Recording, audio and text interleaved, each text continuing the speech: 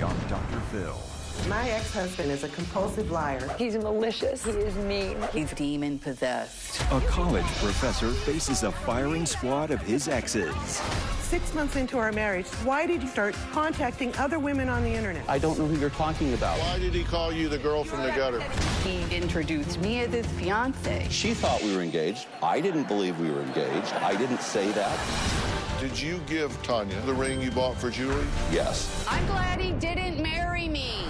Are you a stripper? Yeah, I danced. So what? You knew that before. You didn't tell me until 3 months after we were married. Loved it. Are you kidding me? It was just more to love about you. That's so exciting. Please, are you kidding me?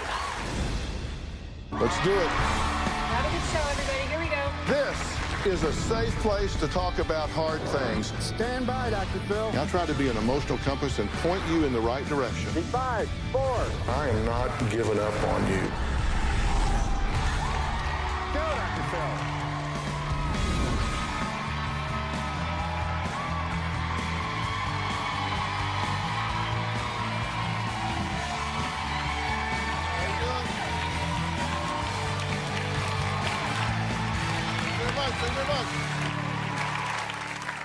Winston says he was immediately smitten the first time he saw Tanya's profile on an online dating site.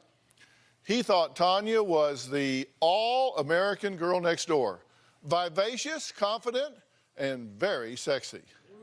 The two had a whirlwind courtship. All the while, another woman, Julie, claimed she was engaged to Winston before he kicked her out and took her engagement ring and gave it to Tanya, who he married after just 4 months of dating.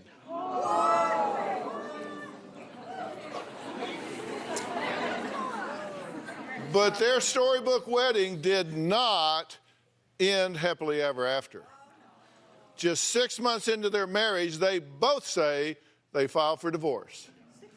Now, Tanya says the man who represented himself as a Christian professor of a prestigious university turned out to be a master manipulator and a low-down, dirty liar. The man that I met online is master manipulator. He uses his status as a Christian professor to gain favor and trust of other women. He makes himself out to be an amazing man. It was all lies. I am not going to sell my soul to the devil. When we started spending consolidated time together is when I recognized that something was off with him. Winston would have some outbursts. There was one night that we were in bed and he got up and hovered over me and he screamed, "Shut the up." That scared me. I discovered that even on the eve of our wedding, he was in touch with other women and pursuing other women, and that he was still engaging in dialogue with other women while we were married. I became suspicious when I saw some interaction on his Facebook. It was a message and said, "Nice picture, and I'll call you when my parents leave."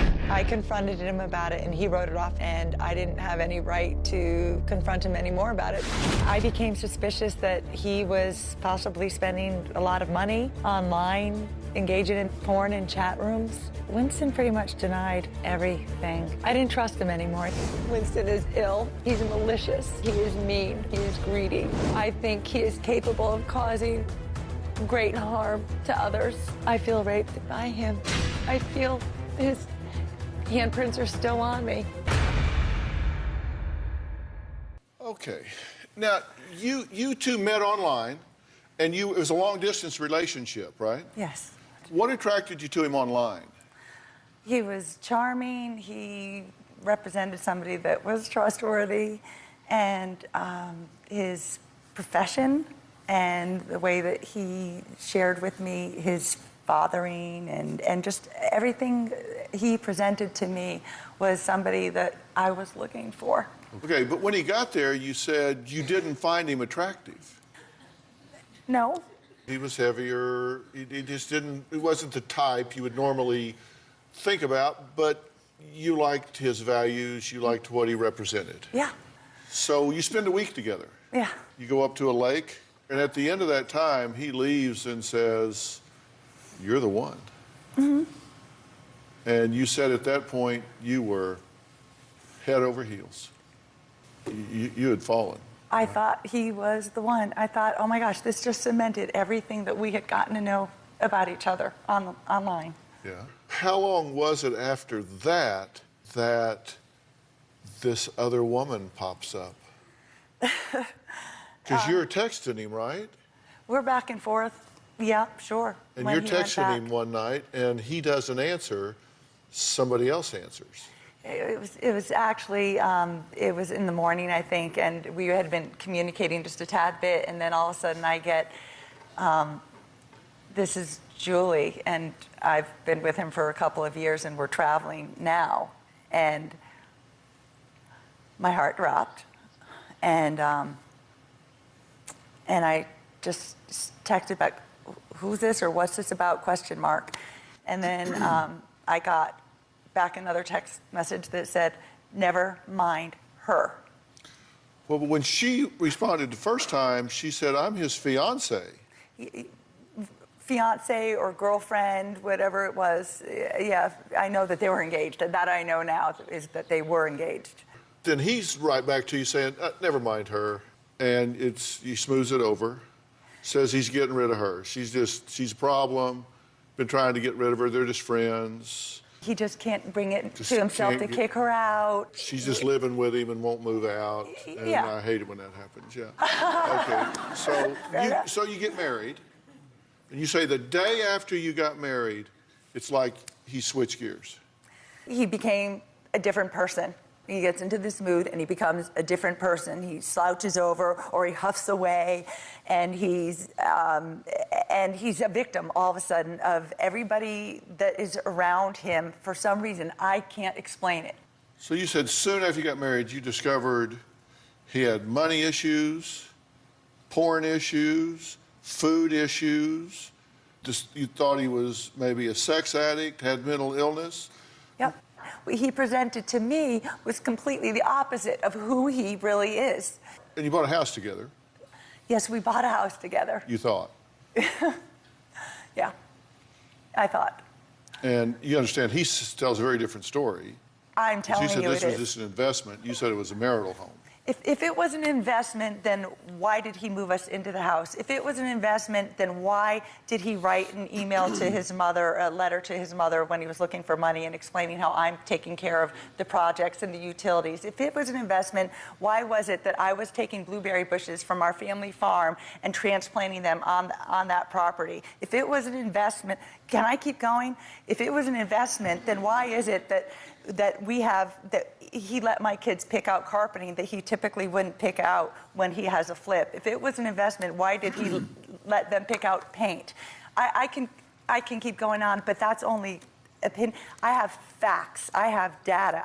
I kind of wrote down a list of the lies you say he told. You said he did not put Tanya's name on the deed of the house, even though he said he would, right? Yes. Okay. That he communicated with other women online, even though he said he would not have these connections with these female friends. I'm the only woman, which I would expect to be. He did not reimburse Tanya $35,000 to $40,000 for work on the house.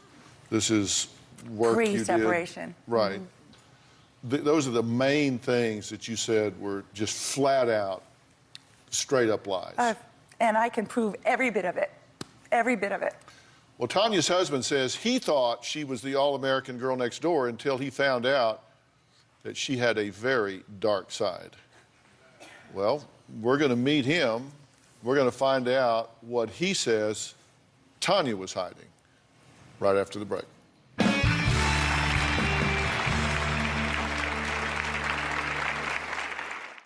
Tanya has a history of having affairs with married men. I had my investigator go talk to the neighbors, found out that when she was dating me, she was, involved with other men. Tanya is a gold-digging man-eater. Winston is despicable. I can never forgive Winston for being the con that he is. I allowed myself to believe him and gave my heart to him. What Winston is doing is morally and ethically wrong. It's just disgusting. Tanya says her husband Winston presented himself as a Christian professor at a prestigious university, but he's really a master manipulator who she says is worse than a thug on the street. But Winston says it's really his wife who is deceptive and kept secrets about her past. Tanya is a predator, a gold-digging man-eater. Tanya presented herself as the girl next door. She said that she had been a businesswoman in insurance and real estate. She was a farmer's daughter. The thing that I'm most angry at Tanya about is the fact that I was in love with a person that didn't exist. Tanya has a history of having affairs with married men. I had my investigator go talk to the neighbors. Found out that when she was dating me, she was, involved with other men. Neighbors described her house as having a revolving door with men going in and out all the time. Tanya is a liar. Valentine's Day, she says, I was a dancer. And my initial reaction was like, Arthur Murray? And she said, no, I was a go-go dancer. I found out she not only had danced in topless bars, strip clubs, but she had done that for 18 years. I felt like I wanted to go throw up. Tanya has filed police reports against me. She filed one for perjury, which is kind of interesting because it's something that happens when you're in the courtroom, and I've never testified in this case. The second one is for theft by deception. She's essentially saying that I'm trying to steal my house from her. The house that I bought with my money, that's in my name, that's why the police wouldn't do anything about it. I'm a college professor. She called my employer 4 times. She kept harassing them, and they didn't renew my contract. So did she have a hand in me losing my job? Of course she did. Tanya's made my life a living hell. I mean, she's cost me my job. She's trying to steal my house from me. She basically took advantage of me the way she's taken advantage of other men in her life. I just realized that this was a complete heist. Well, Winston, how did you miss it so bad? If she is a gold-digging man-eater that is ripping you off, how did you miss it so bad? Because of how she presented herself to me, just like she did to you today. Wearing conservative clothing, being conservative, having values, having a farm, being a farmer's daughter, that she was the team mom, she was the girl next door. You say she presented herself very differently. Yes, sir. And she says the same thing about you. Absolutely. But you found out, just factually, are you a stripper, go-go dancer for 18 years? When I was agile, I danced for about 10 years on and off while I was doing other things, going to school, modeling, and I've been a businesswoman until I was in a car accident after that. So, yeah, I danced. So what? Well, Dr. Is Phill, that a bad? Was that a deal breaker for you? There's no lies there. You knew that before. No, I didn't. Oh. Tanya. You told me 3 months after we were married that you were a dancer. That's your memory, but I've never had any reason to tell anybody that I've ever had any But did you significant know that relationship before? with was No, I did told not. that. Did you ask her to dance for you? You liked that and No, asked sir. her to dance for you? No, sir. That's another lie. So once you got married to her, what changed? Everything. Literally, the day after we got married, we would talk on the phone for hours. We would pray together. We would do a devotional together. We would go to church virtually. Literally, after we got married, all that stopped. You know, she was too tired. She was too busy. It all stopped. And this Julie that you had living in your house while you were getting engaged to her, Julie was still living there? No, that's absolutely false. She was not living there. She was not. She had moved out by then? Yes, sir. He kicked her out a couple weeks before that. Okay. And did you give her the ring you bought for Julie? No, I did. Let's put it this way. I bought a ring. I never gave it to Julie, and I never asked Julie to marry me. I used the same ring when I proposed to Tanya, yes. You denied that, though, didn't you? I was never engaged to Julie. Well, you said you bought the ring with the intention of giving it to Julie, but then you couldn't go through with it. You said on 2 different occasions you wanted to ask her, but you just couldn't bring yourself to do it. No, the voice in my head said, don't do it. You said you just chickened out, couldn't do it. No, it wasn't chickening out. It was, this is not the right person. Well, that's what I mean. Don't marry this person. Don't propose to this person. And when I proposed to Tanya, Julie was long gone. A whole 2 weeks before that. Okay. And you said that Julie when she moved there, she moved down just kind of as a roommate? Her angle was that she needed a place to stay while she looked for a job. She offered to take care of my 89-year-old mother and be a live-in caretaker for her, and suggested that, you know, perhaps I buy a larger house so that there would be a room for my mother and she could take care of my mother. Okay. But then it did get physical. And romantic. It got romantic, and there was intimacy, but it was You told me there wasn't, by the way. It was short-lived, and it didn't amount to much. The relationship was she was more like a roommate. I was never engaged to Julie, period. Now, you said while you were going back and forth with her, you found out before or after you married her that she was hitting on the snowplow guy? That was after we were married. What After snowplow you were guy? married. Were you hitting on the snowplow man? Oh, my gosh, no. No. Absolutely, unequivocally, no. I don't lie. Yes, you did, Tanya. You didn't tell me that you were a dancer until 3 months after we were married. You loved it. Are you kidding me? It was just more to love about you. That's so exciting. Please, please, are you kidding me?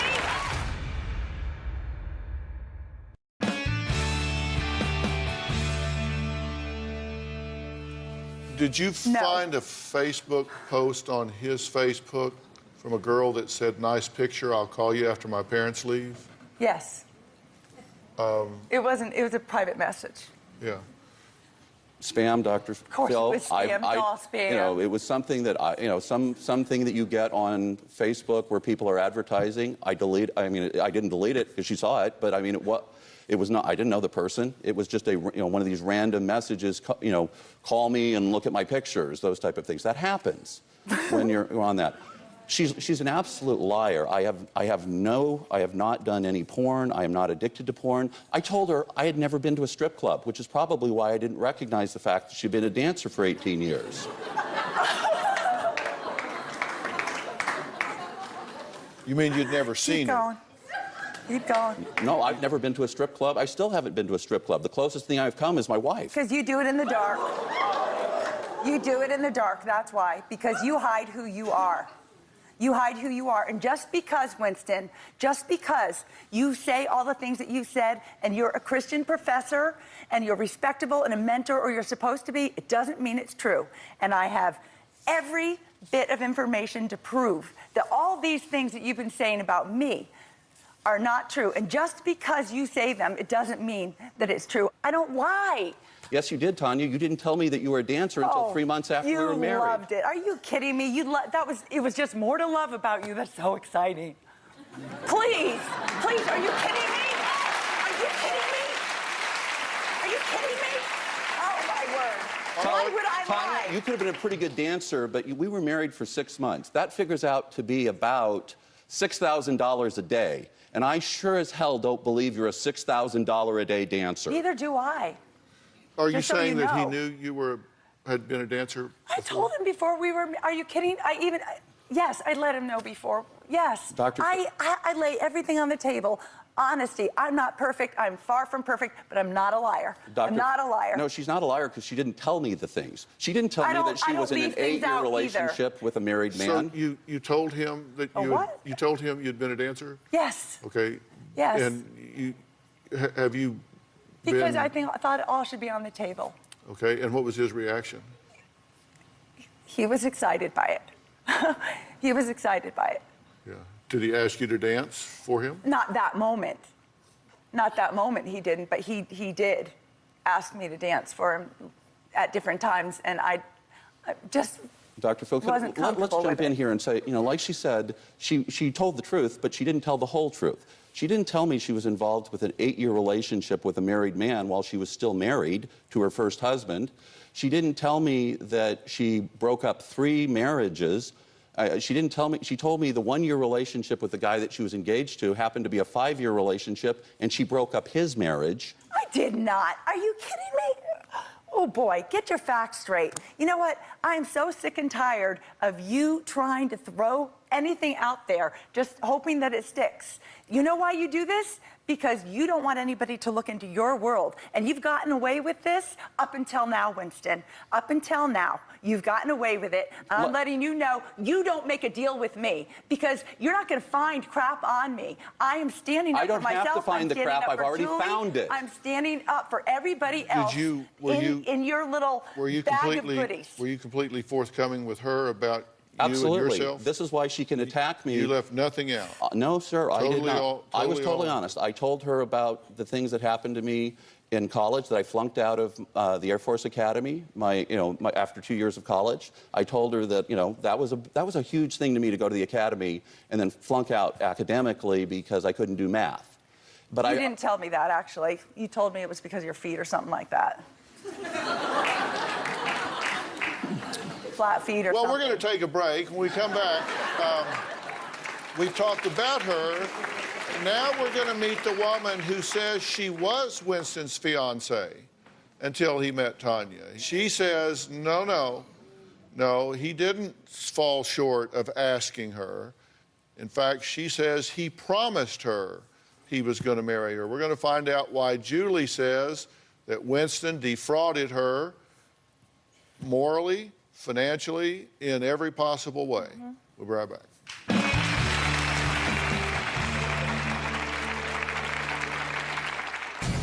Winston portrayed himself as a man of God, but he's really demon-possessed. He's a user and a thief and a liar, and he's very proficient at it. When I proposed to Tanya, there was no one in my life. Tanya accused me of being engaged to Julie. That's kind of like the pot calling a kettle black because she's someone who has gotten involved with married men and broken up marriages. This is not about me being a bad guy. This is about me being a guy who fell in love with somebody that didn't exist and fighting for my life now. If she could, she would basically remove the male parts of my anatomy as part of this process. And I'm not going to let her do it. Winston says he was never engaged to Julie and considered her more of a roommate who he did not want to be around. But Julie says Winston is a liar and not only moved her into his house, but promised they would get married in 3 months. That was before he met Tanya. Kicked Julie to the curb and even took her engagement ring back and used it to propose to Tanya. Winston is a user and a thief and a liar, and he's very proficient at it. Winston portrayed himself as a man of God, but he's really demon-possessed. I first met Winston online dating. The first time he told me he loved me, it was pretty early on in the relationship. He had promised me that we'd be married within 3 months. Winston ended our engagement by sending me a text message that said, "It's over." When Winston kicked me out, I felt so unbelievably betrayed. He was so calculating and manipulative without any remorse. I still feel scarred. Winston makes me want to rip his head off. Don't feel sorry for him. I don't. Stand up for yourself. Well, this is the first time all three of these people have been in one room together, and these two seem to have formed an alliance. Apparently, Winston. Julie, I'm glad you're here. Thank you. I'm happy to be here, too. You are telling, we've talked about you before you were here. I heard it all, and I just want to say that Tanya was pretty accurate in all of her statements. When I learned about Tanya, Winston and I had already been engaged since August of 2011. It was August 14th, to be exact.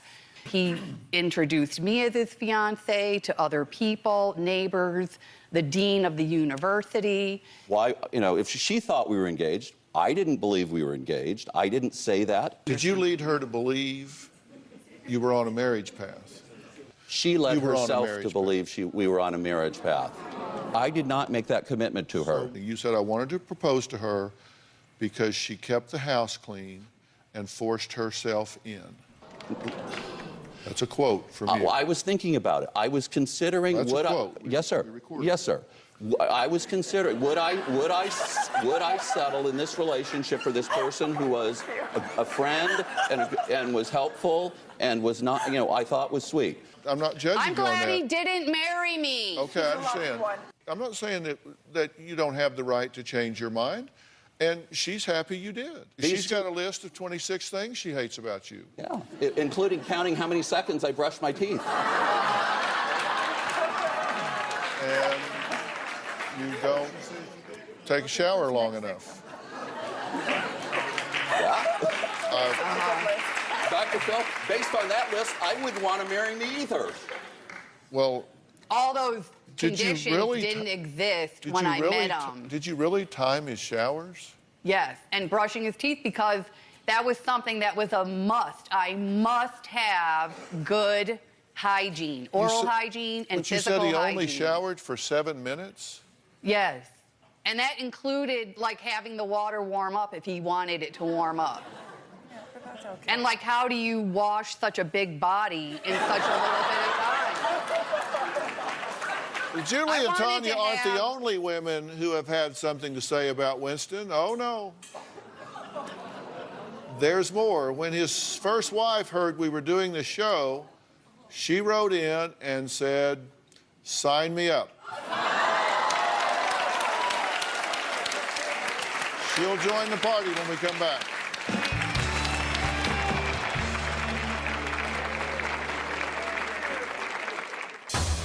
I want Winston to be held accountable for what he's done and show the world who he really is.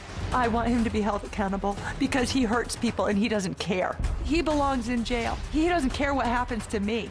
He doesn't care what happens to anybody else that stands in the way of his evil. I'm gonna fight this monster. Tanya has threatened criminal prosecutions against me. She and Julie have threatened to sue me civilly. So it's no surprise that Julie shows up on the show. It's no surprise that Julie shows up in Tanya's court pleadings with her statement about what a bad guy I am. I think Julie is using Tanya to get back at me. If hell hath no fury like a woman scorned, what do you call two women scorned? A nightmare. Well, that was Winston talking about two women scorned. So what would he call three women scorned?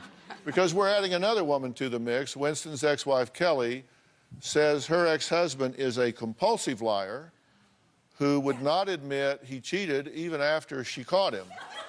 And his stepdaughter, Marissa, says Winston has even taken her to meet his mistress.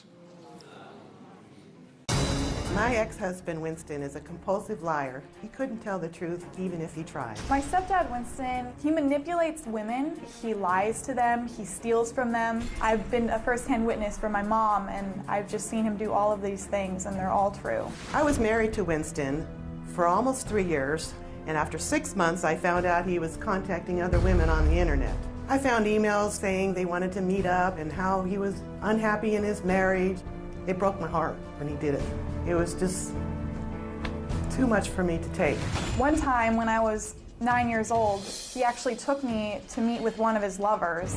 I just wanted my mom to get a divorce after that. That's my mom he's cheating on. Before I could get a divorce, he pressured me into giving him $300,000 for his share in the real estate that we purchased with my money.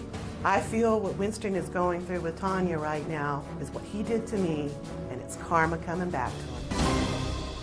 I think we need to get my attorney up here. Sure, we can have Michonne up here. Happy to have you. Thank you. And appreciate your being here. You just chime in anytime. I'm going to chime in right now. All right, go ahead. Dr. Phill, my biggest concern is these two have a child together. And as a family practitioner, I don't want to see anything said on air that could hurt that child. How long has it been since you two have been divorced? It's been 10 years, 11 years? 11 years. Yeah, okay. I think we're way past a relevant time window. I mean, at this point, do you two have an active relationship? I think that we have a good relationship. I have no animosity towards Winston. Yeah, that's why think he's a good I kind of fan. know what you're going to say. That's why I think you have a good relationship with him. I think Marissa also has a good relationship with him. Yeah. So I don't think they're here to character assassinate, although they don't... They just did. They just said that he was a liar. Kelly, why do you say he is a pathological liar? I say that because during our marriage, it was just one lie after another. And even any time I confronted him, after 6 months of marriage, I found out that he was contacting other women on the internet. I had it in black and white printed out. And I said, what's this? Oh, that's nothing, it's all you, it's all in your mind. He told me the same thing. You're overreacting. He was always turning it around and saying it was me. Why did he call you the girl from the gutter? Let me give you the quote. He called me the girl from the gutter with money in one of his yelling rages. And years later, I still feel the girl from the gutter with money. Okay. That's what you said to me. Kelly, I'm sorry I said that to you. I'm sorry if I offended you. I apologize. I'll say this right now in front of this whole audience. You've been a wonderful mother to our daughter. You have given her a stable home, and you have made her into a wonderful girl, and you've done a wonderful job. I appreciate that, and if I hurt you, I'm sorry. Well, I have a question. Why did you find it necessary 6 months into our marriage to start contacting other women on the internet? Kelly, I don't know who you're talking about. I showed you the emails. What's Kelly, this, I don't Winston? remember who you were talking about. I saw the email. Actually, I found it this summer, and it was from a woman, blonde, the email, and it was saying about how she was excited to meet you and she thought about you at night. That's true. I'm here, Winston, because I think you have a problem with women on the internet, and I really care about you, and I really want you to find help or something. Obviously, all these women are saying you're a cheater, and I didn't even know that was Julie. I thought I've met so many women that I've maybe met 6 different women. You've been engaged to another one besides these ones. Tanya says Winston portrays himself as a pillar in the community, but is he really just something else? We'll talk about that after the break. The paperwork.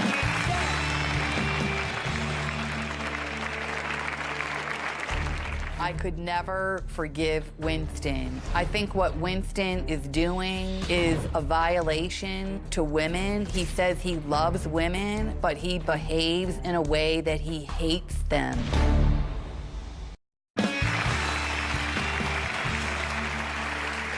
Tanya says her husband Winston is the exact opposite of the upstanding Christian professor he portrays himself to be.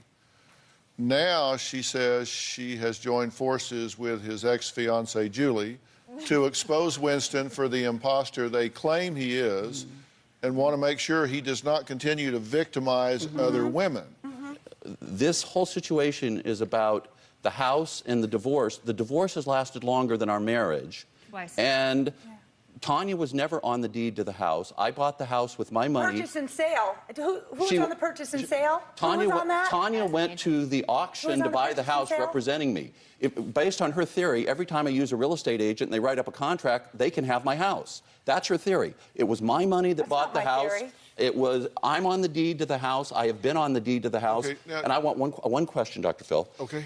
Would she have married me if she wasn't getting the house? I would like an answer to that. Are you kidding me? Well, Dr. Phill, I'm not here about the house. I'm here about Winston.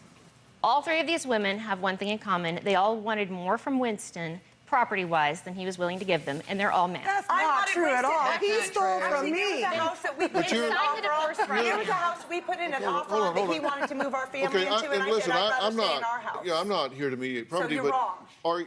And you're a lawyer also, right? Yes, sir. And was he a lawyer when he was married to you?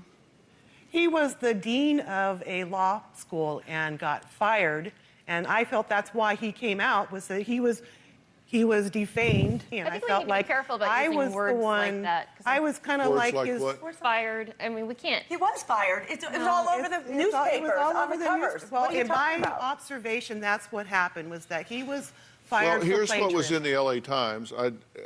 A week after dismissing Winston as dean of law school official, said Thursday they also intend to fire him from the faculty because he engaged in plagiarism for an article in the school's law review.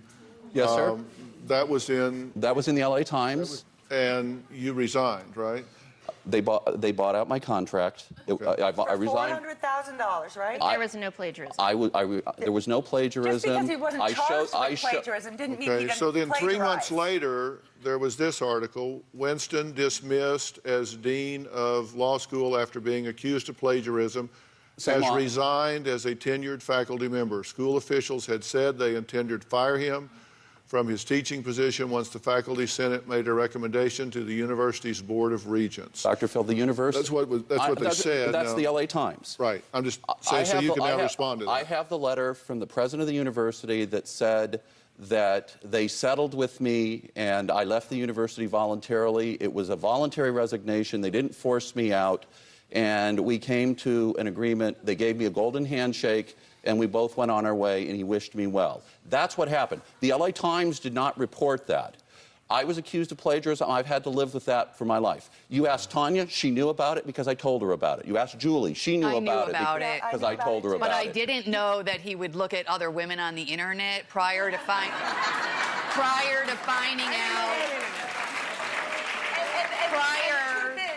I want to say something. Go ahead. Prior to finding out about Tanya, I found in his history 37 different women that he had, I don't know what degree of communication or viewing, but there were a history. Okay, Dr. Phill, I was single for 42 years. I am sure I have dated. When she was living with you? No, while you were living with me. Yes, I was single when she was living with me. Sleeping in the same bed. We have to take a break, and then I'm going to come back and make a strong recommendation. We'll be right back.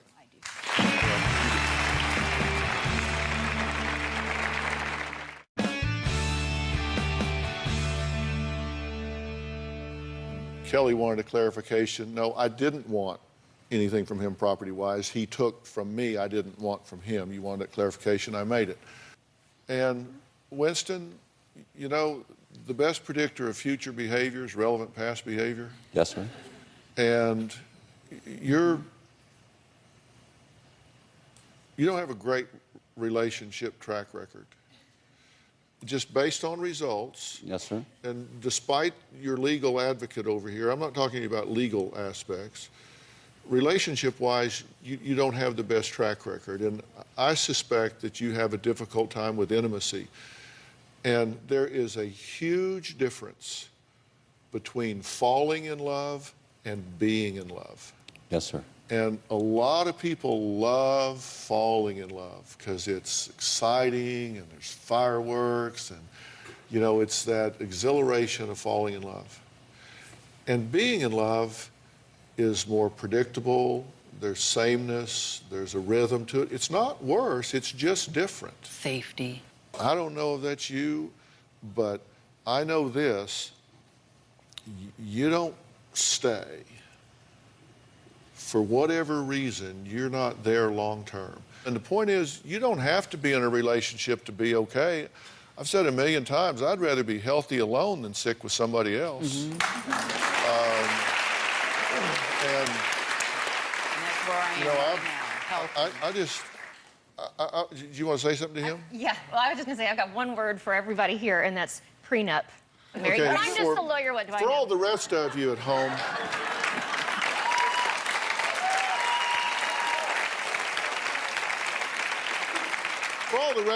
home, let me just say that there comes a point where you got to say, you know, there's a time to fight, and there's a time to say, you know what, it's in my best interest to move on. And maybe you cut your losses.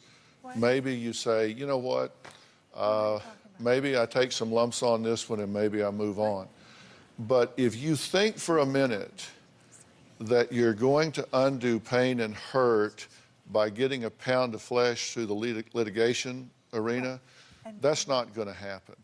And the best revenge is living well. I want to thank all of my guests today. Log on to drphil.com and share your thoughts on our message boards. We'll see you next time.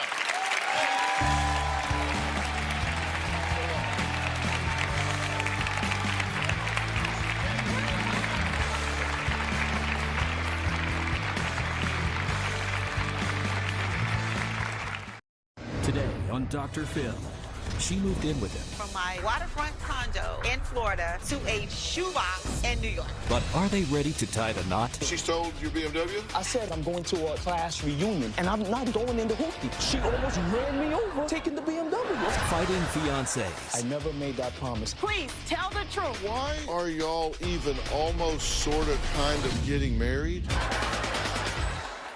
Let's do it. Have a good show, everybody. Here we go. I hate to see people suffering, and you've hurt long enough. Stand by, Dr. Phill. I'm going to get you the help that you need. In 5, 4. This is going to be a changing day in your life.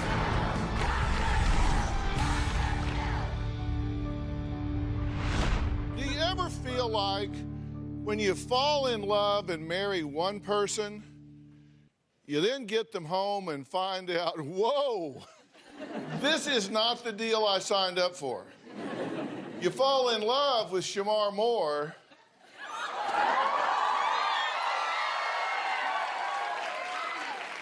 but then you wake up next to Tyler Perry's Uncle John. Well, that's what Cheryl says happened when she decided to merge her life with her fiancé, Owen. Owen is an optometrist who says he makes up to $500,000 a year. In the beginning, he wined and dined Cheryl, flying her on weekend trips to New York to visit. She was so head over heels in love that she gave up her oceanfront condo in Florida to merge her life with his. But when she landed in New York, she got a rude awakening. My fiance convinced me to move from my beautiful waterfront condo in Florida to a shoebox of an apartment in New York. We met in Florida. He was vacationing with some friends, and kind of that little love at first sight thing. The long distance relationship in the beginning was great. We did see each other quite a bit. Owen would fly down quite often. He did fly me into New York every other weekend. I was very happy. He did talk to me about moving to New York with him and the kids. At that point, he had already asked me to marry him 1,000 times. It did take a little convincing. I enjoy my Florida living, but since we were talking about marriage and our future, it seemed like the smart thing to do. He is an optometrist. He's making money, and he said everything would be fine. I was under the impression that when I moved to New York, we were going to find a bigger place. It didn't happen. I went from a California king-size bed to sleeping on a futon. This was not the rosy picture I was painted. I asked myself several times, what in the hell did I get into? I lived in New York for a year before I decided I can't take any more. I have to go. I'm currently living back in Florida in a not desirable neighborhood. So this is where I'm temporarily staying until I get back on my feet. I had a beautiful place. That was my place right there, 4th floor, the beautiful view looking over the canal. I gave up everything to be with Owen.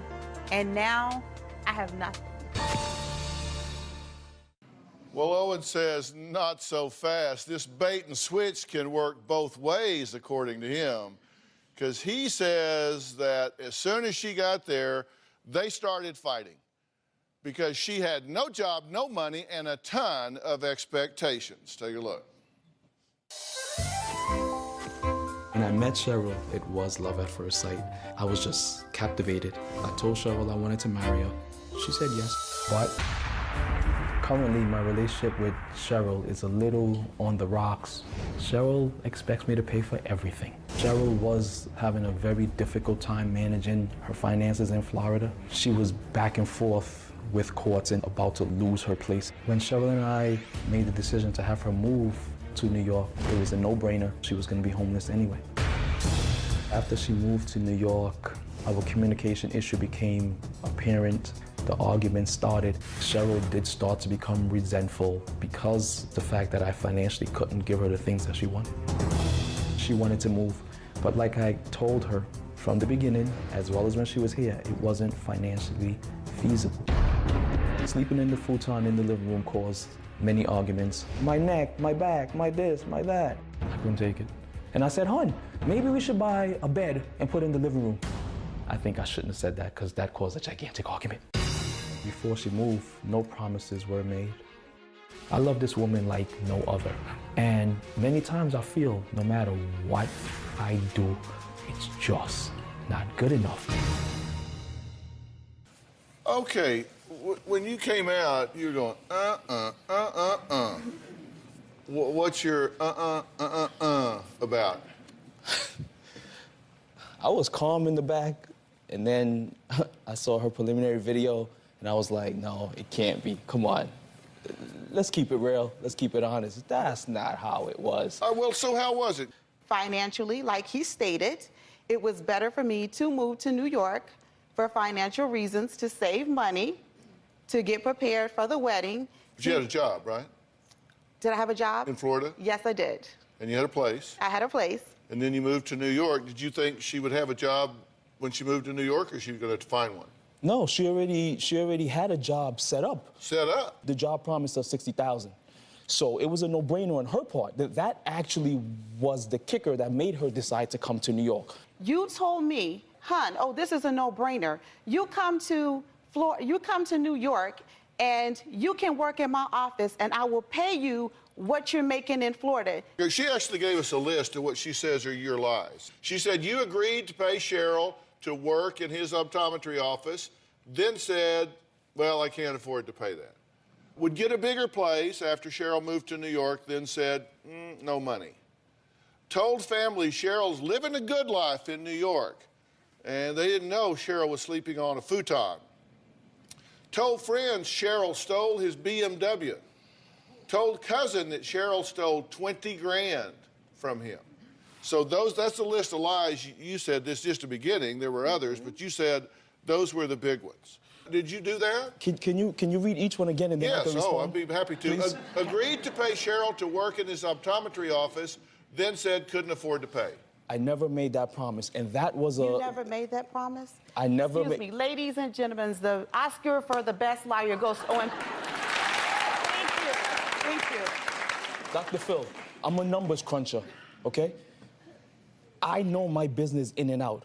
I knew that there is no way that my optometry practice could support her salary. First of all, her coming to New York wasn't because of the promise of working at the practice. You understand what I'm saying? Like I said, she came to New York because when we were talking, she said, this job is guaranteeing me $60,000. It's a no-brainer. It's a no-brainer. It's 3 times what you're making in Florida. So I said, hon, of course come. You know what I'm saying? It's a no-brainer. But the thing is, we were back and forth deliberating. Do I go to Florida?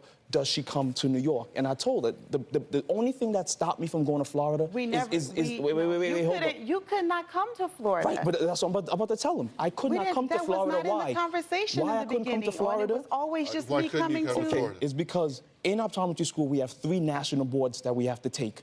Florida has their own version of those 3.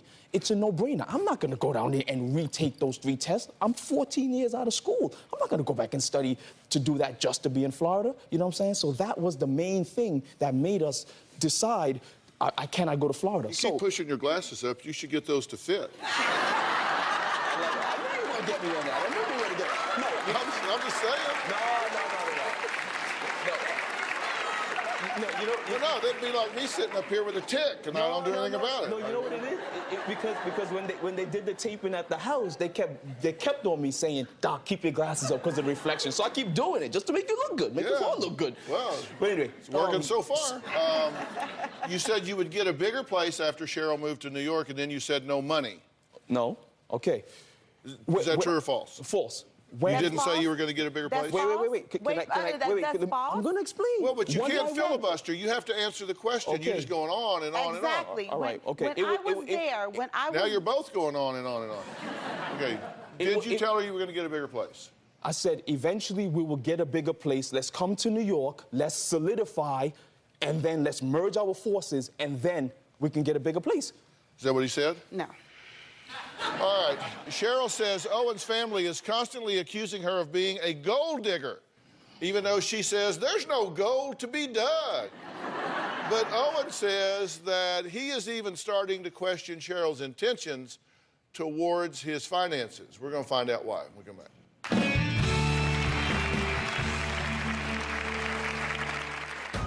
Cheryl pawned the engagement ring that I gave her in order to fund her way back to Florida and continue her life. You just don't even understand what that ring means. I was so betrayed, so violated. I couldn't believe it. And later... But you want to set it straight, let's set it straight, okay? If you want to get real with it, let's get real with it. And you want to say that I'm just gold digger or whatever, like I said, there was no finances. I would never call you a gold digger. I said everybody else said you are.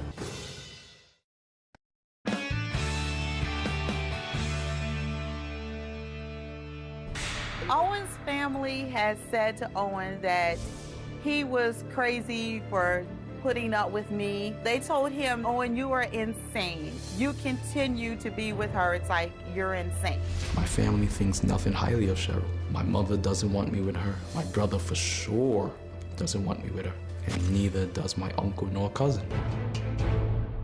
Well, despite Owen's family not approving of his bride-to-be, Owen and Cheryl were still moving on with their wedding plans until they hit a major roadblock. Take a look. We had agreed to have the wedding in Florida. I said, you and I can go down to the city hall and get married and call it a day. But she said, no, it's not gonna happen that way. I pictured Owen and I to have a very beautiful wedding. We were gonna have a beach wedding. I said, okay, you want the big wedding? Let's do it. If that's what you want, then let's do it. I had already picked out a couple of wedding dresses that I was interested in. I wouldn't totally rule this one out. We had already reached out to a wedding coordinator. I had already looked at venues. We had already taken our engagement photos. I said, hon, how are we funding this? She said, it's on you. I said, it's on me? I tried to give Cheryl a budget of $5,000 to $7,000. She said, $15,000. I said, no, hon, we have a problem here. So I stopped planning for the wedding. I overheard her saying, no, there's not gonna be a wedding in October because of financial issues. Calling off the wedding was her idea. When I heard the wedding was called off, it didn't really bother me. I was like, okay, if that's what you want, then that's what you want. Okay, did you call off the wedding? I did, but... Or is this the wedding ring, It the is. engagement ring? Why are you wearing it if you called off the wedding? Because he asked me to put it back on in February. It looks like he did a pretty nice job. Yes, he did. That was the only thing he spent money on. 6,000, baby. Did you tell your family she stole 20 grand? No. You didn't? You Nope. did not? No. You did not tell your cousin that I... Nope. Did he tell you that you were the reason that there were no toys at Christmas? Yes. So he did tell you that? Yes, he did tell me that. So, but you didn't tell your family she stole 20 grand? Not at all. Did you tell her that she was the reason that there were no toys for Christmas? No.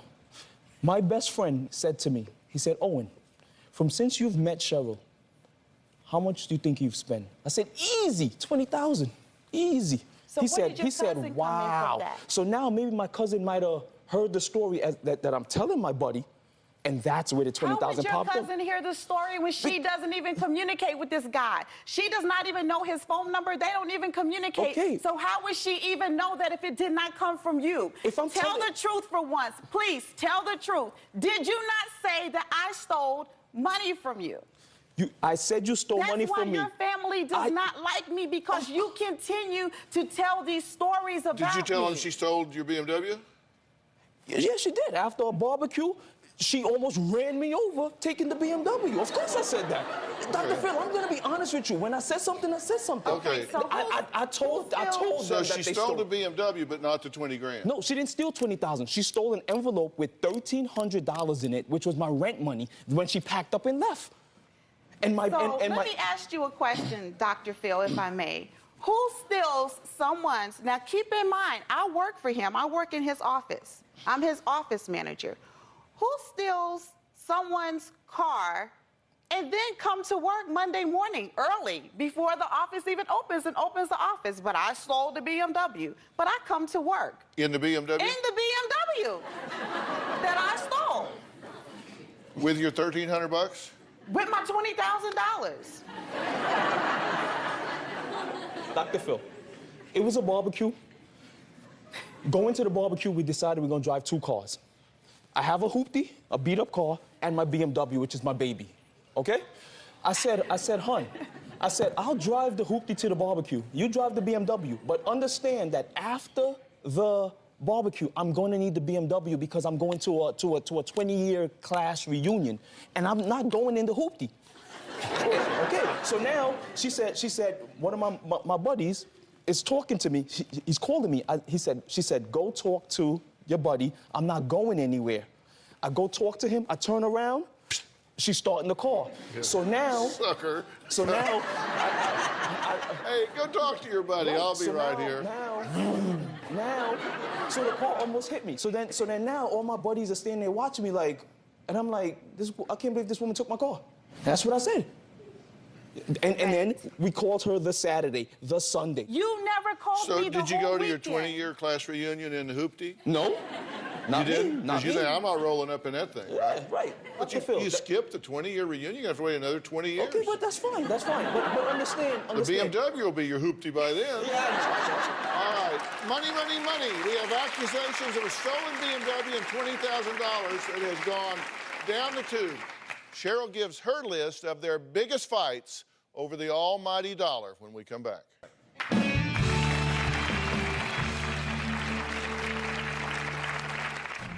I'm under a lot of stress at this point. I asked Owen for $50 for me to go to the doctor. You would have thought I just asked this guy to finance a car. He just went ballistic, over $50. And later, why are y'all even almost, sort of, kind of, maybe getting married?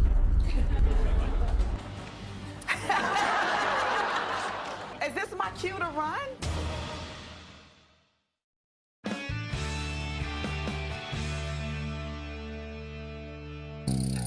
I would always tell Owen, you are so blinded by things. Your children manipulate you, your co-workers manipulate you. You are the only blind optometrist that I've ever known. I agree. Because that was Cheryl talking about how her fiance Owen, who ironically is an eye doctor, is blind when it comes to life, marriage, how to treat a woman. Now, their biggest dilemma seems to be over the almighty dollar. Take a look. When I was in New York, Owen never gave me money for anything, for shopping, to get my hair done. I didn't even have winter shoes. He didn't even buy me a pair of boots. She was coming to me more and more for money. She suggested, hon, why don't I come and work at the office with you? I let her come. I was paying her $300 a week, but it just still wasn't enough. That's not even minimum wage. What am I supposed to do with that? I'm under a lot of stress at this point, so now I'm having to go to the doctor on a weekly basis. So I asked Owen for $50 for me to go to the doctor. You would have thought I just asked this guy to finance a car. He just went ballistic, over $50. Owen would say that I am financially irresponsible because he would ask me, what are you doing with your money? And I'm like, you know what you pay me. You're a doctor. It's not hard to figure out. He has lied about me several times. He told people that I stole over $20,000 from him, and that is complete. The whole stealing thing happened because Cheryl wanted an advance on her check, so she stole $1,300 envelope with my rent money inside. I told her on the phone, you took my rent money, which has $1,300 in it, and I am going to dig into your bra and take my $1,300 back, and I'm going to rip my $6,000 engagement ring off of your finger. What about digging in her bra? Is that where your $1,300 was? It's just an analogy that I made. Oh, it's just an analogy. Yeah, that I made with my friends. I mean, at that point, it wasn't much going on. I would have liked that.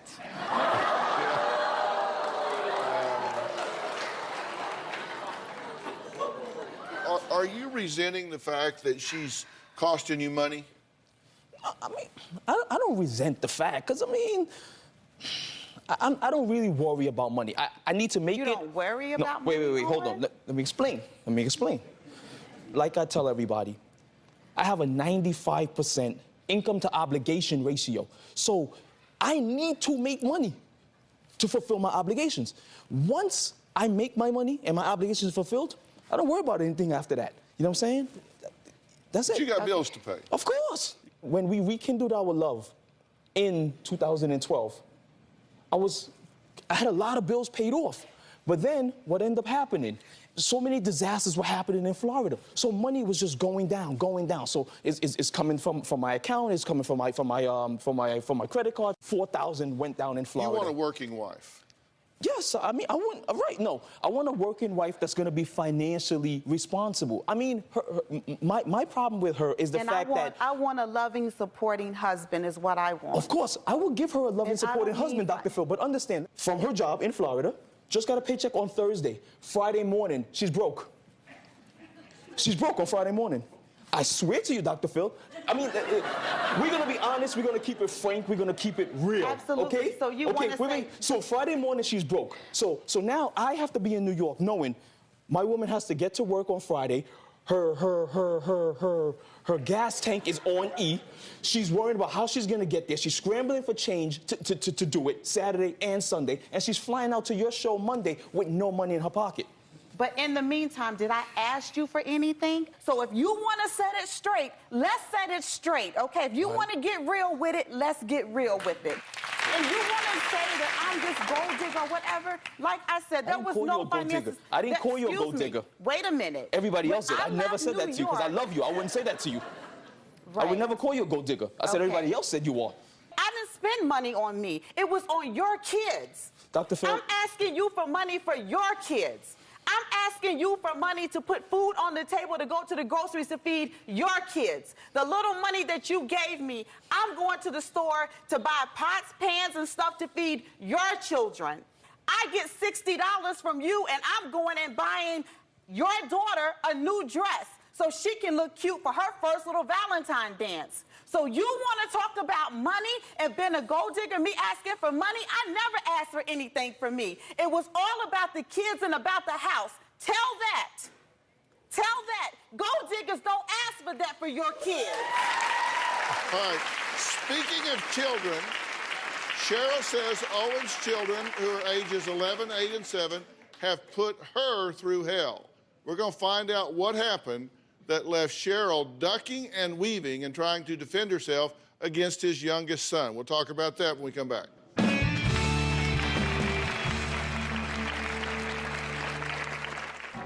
I would describe Owen's youngest son as being Chucky.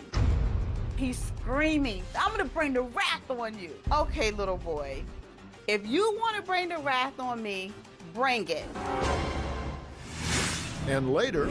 She had a ton load of ultimatums in order for us to get married, but it's fine. I jumped through the hoops, I've jumped through all of them, I'll keep jumping through them because I love this woman.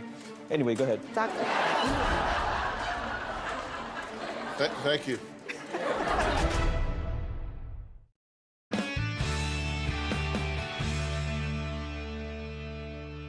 Cheryl and myself did get into a physical altercation after Thanksgiving. She punched me in the back of my head. She kicked me in my back. Those stairs right there. And I stumbled down the stairs. I did not kick Owen down the steps. I took my foot and I pushed him in his back. So he missed like 2 steps. When someone kicks you down the steps, you fall, you tumble, and you roll. None of that happened. Well, Cheryl says in the short time she lived with her fiance, Owen, she was hit, kicked, spit on, and cursed out by his youngest son, who she did compare to Chucky from the movie Child's Play, while Owen did nothing but make excuses for it. Listen to this, and then we'll hear from Owen. When I first got to New York, Owen's kids treated me like... I would describe Owen's youngest son as being Chucky. The 6-year-old hit me with a closed fist. He has called me everything imaginable. Fat bitch, stupid bitch, we hate you. You stupid. All of this is from a 6-year-old. Within 2 weeks of my arrival, I'm laying here asleep one morning, 6 a.m. He comes into the living room area and he goes to get a movie. And I tell him, no, it's too early in the morning. You're not gonna watch a movie. So he's screaming, I wanna watch a movie. And I'm like, no, you stupid bitch. I told him, go to your room. No, leave me alone. I'm gonna bring the wrath on you. Okay, little boy, if you wanna bring the wrath on me, bring it. So he takes the remote and throws it and breaks the flat screen TV. Owen did not punish his son. Instead, he blamed me. Why did you tell him no? Like, what do you mean, why did I tell him no? It's 6 in the morning. Okay, your 6-year-old should be talking like that to any adult. Is that happening? In the beginning, with his emotional disturbance diagnosis and him being so attached to his father, yeah, he was. But that was, it started during the disaster of Sandy, you know, right. when I had to go to work and she was watching them. Did you consecrate that behavior if he did that sort of thing, if he disrespected her or any other adult? Did you intervene? Of course. He always had an excuse for it. No. Always had an excuse. Is he hitting her and spitting on her and calling her names, to your knowledge? When I came home that day, she told me that he hit her and kicked her and things of that sort. And I was like, wow, I reprimanded him. You know, her problem with the situation was the fact that he broke the TV, my TV, and I went out to buy another one in a week. So yeah, I brought another TV, that's fine. I mean, that's my prerogative, isn't it?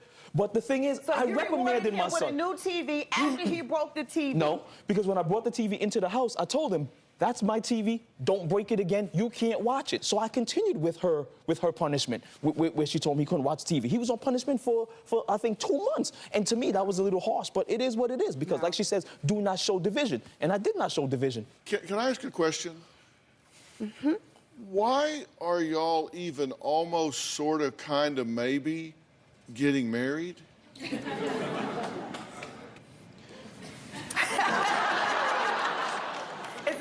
this my cue to run? Owen and Cheryl are currently separated and living in 2 different states. Will they be able to put their differences aside and finally walk down the aisle?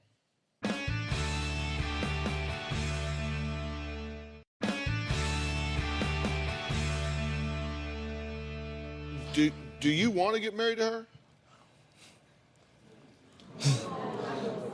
There is no woman on this earth that I would take as my wife except her. Do you want to marry him? Her pause is for a different reason, because she has a ton load of ultimatums in order for us to get married. But it's fine.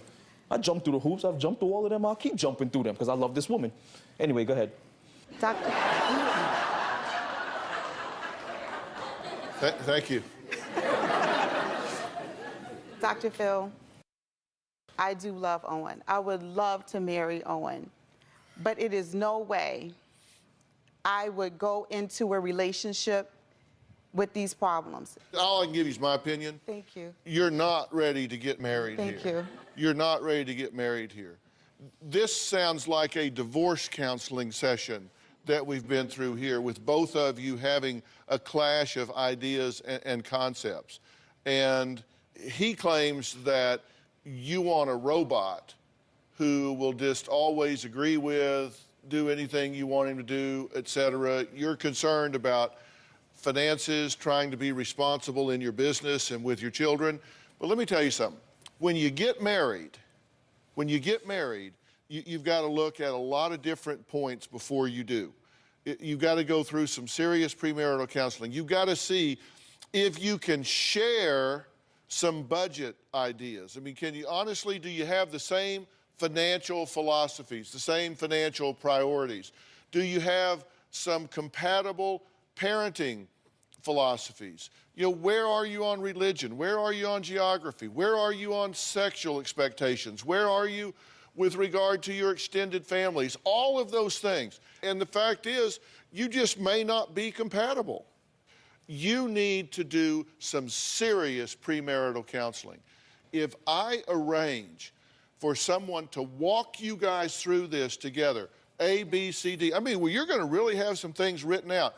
And you're going to have one thing that will determine the success or failure of what I'm going to set up for you, and that is emotional integrity.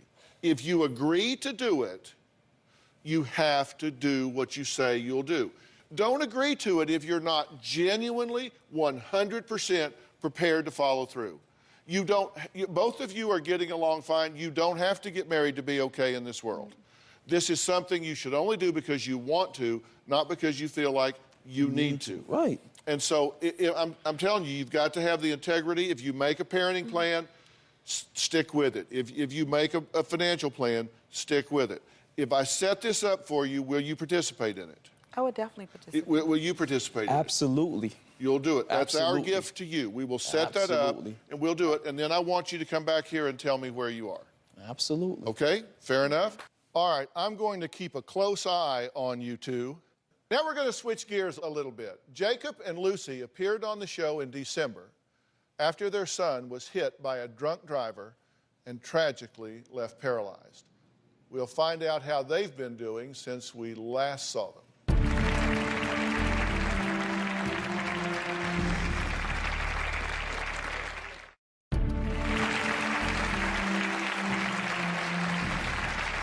When my next guests, Jacob and Lucy, last appeared on the show just this last December, their son's life had taken a tragic turn when a teenage drunk driver plowed into his stroller during a morning walk, leaving him paralyzed. Isaiah's life took a tragic turn last October when a drunk teenage driver hit his stroller. The teenager who hit baby Isaiah struck and seriously injured the toddler while driving drunk and high on marijuana, leaving the baby partially blind, brain damaged, and paralyzed. When we finally saw our son, he was lifeless. He wasn't moving at all. It was the worst thing that you could possibly imagine. I had to stop working and I was taking care of Isaiah. We didn't have insurance for Isaiah. His bills were well over $1 million.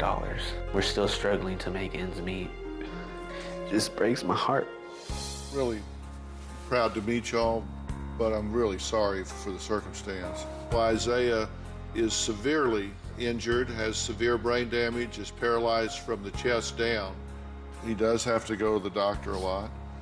You two share a car. I think your van's got 200,000 miles on it. Is that right? We would like to present you, Jacob and Lucy, with a second family car. Thank you so much. Awesome. Jacob and Lucy, I'm JP Painter from Hohen Acura, and I'm here to present you with your brand new 2014 Acura ILX Hybrid.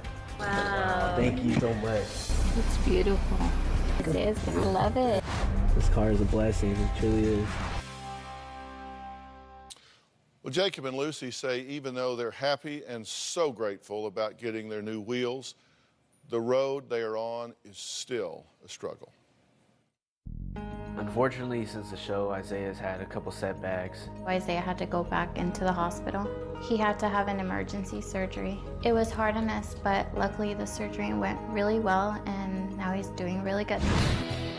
We were going in the right direction, but you know, this set us back a lot. Since the show, we were able to get Isaiah into an amazing therapy program called Project Walk. Isaiah enjoys his therapy. He's smiling while he does it. He's making a lot of progress. There's been other children that have had similar injuries to Isaiah that have had a lot of success there.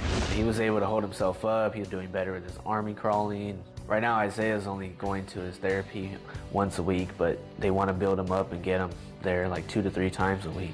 It's great, but it's also very expensive. His therapy costs $100 an hour. We still struggle a lot financially.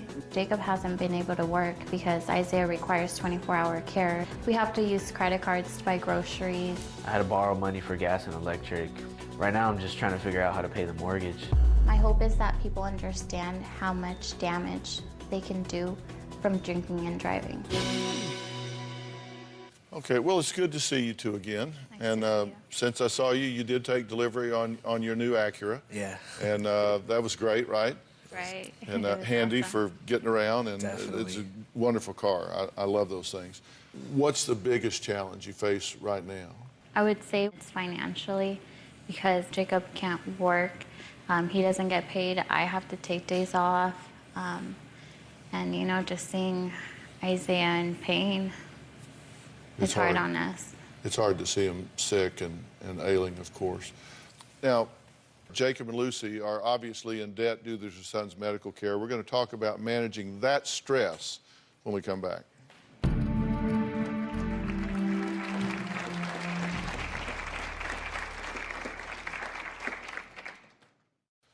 I'm back with Jacob and Lucy, who say since appearing on the show, Isaiah returned to the hospital for 2.5 weeks. The family is barely able to make ends meet. How are you two getting along? It's been a struggle, you know, because financially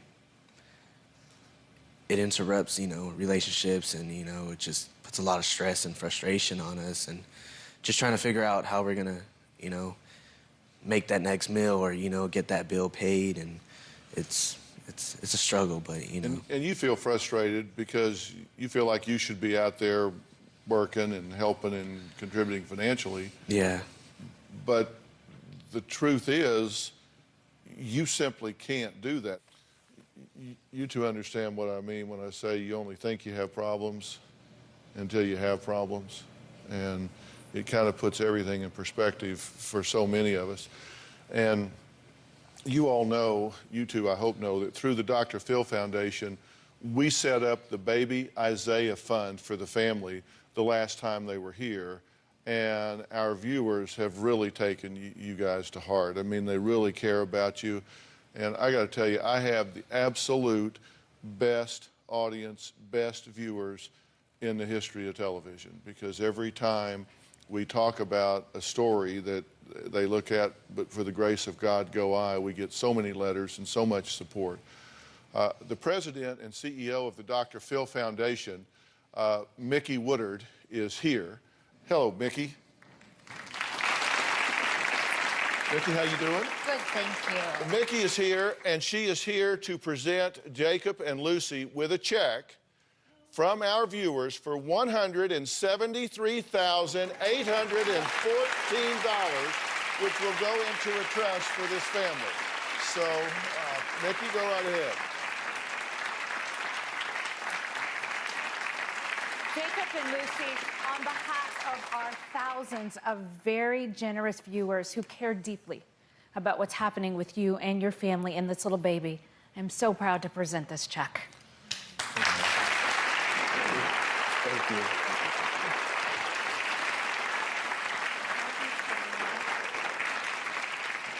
Now, I trust this will help. A lot. It'll help so much. I mean, this is a blessing, and I just want to thank everybody and everybody that's pitched in. And, you know, these are the things that keeps us going, because there's so many good people out there, and that's what touches our hearts, and it's a blessing. Thank you so much, everyone, and thank you, Dr. Phill, for everything that you've done for my son. You know, we're excited to be able to help in some small way. And, you know, when you talk about that, you know, he can only go to this therapy once a week, when he would benefit so much more if he was able to go to it, you know, 2, 3, 4 times a week. Hopefully this will enable you and empower you to be able to get him the kind of treatment that he needs, and that's all we want. And let me say, there is still an opportunity to donate to the Baby Isaiah Fund by going to drphilfoundation.org to click and donate. And when you donate money, you give $1, $1 goes straight through to them. There's no overhead, there's no management fees, there's no nothing. So our viewers have picked up the phone, got online, and donated $173,814 so far. And we want to continue to be y'all's partner in helping any way that we can with this, and hopefully we'll see you guys again very soon.